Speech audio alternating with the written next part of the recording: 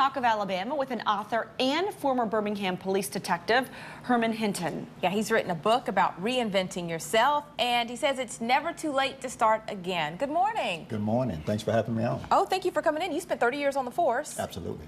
You retired. Absolutely. And now you're an author. Yes, I am. So you know about transitions. Yes, I do. So what led to the transition?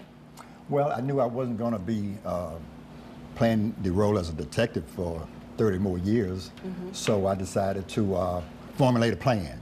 You know, it's about making a plan and then following through with your plan.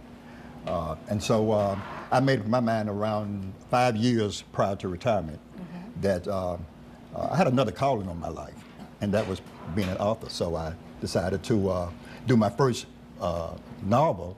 This is actually my second book. Okay. And this one's called Hidden Relationships of the Homicide Detective. Hidden Relationships of the Homicide Detective. So you were on the homicide unit, you commanded it for more than 8 years. Absolutely. And you retired as deputy chief, again, of the Birmingham Police Department. You know, I was, for 10 years before I came here, I was a crime reporter. And so we saw more things than I ever wanted to see. So I assume in your position you did as well.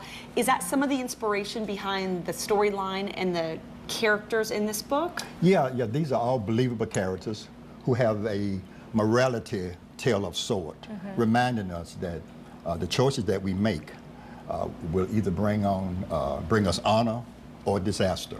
And we should just really take time out to make sure that we're making good decisions, because the decisions that we make can have an indelible impression, leaving an indelible impression on not just us, but family and others that we have no idea that we're affecting as well.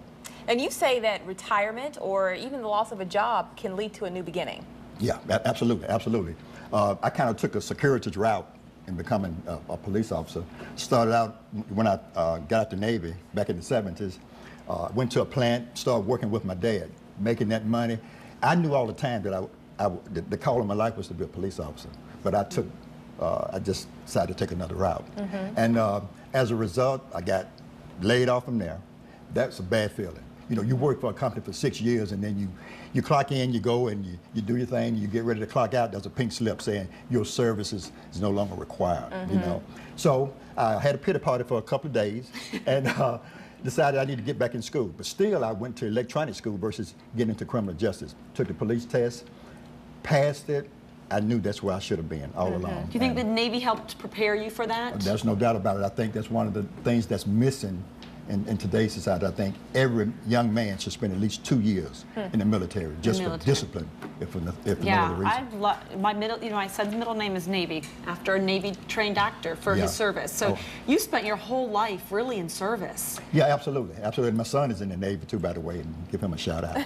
Yeah, we love Navy here today. Yeah. Hey, I want to ask you, this was written 97, we got to wrap here, but in Alabama, why'd you pick 97 as the year to set it? It was something that just came up. Okay. You know, it just came up. No rhyme or reason, you know, just 1997, it kind of fit in with everything. How can people get your book?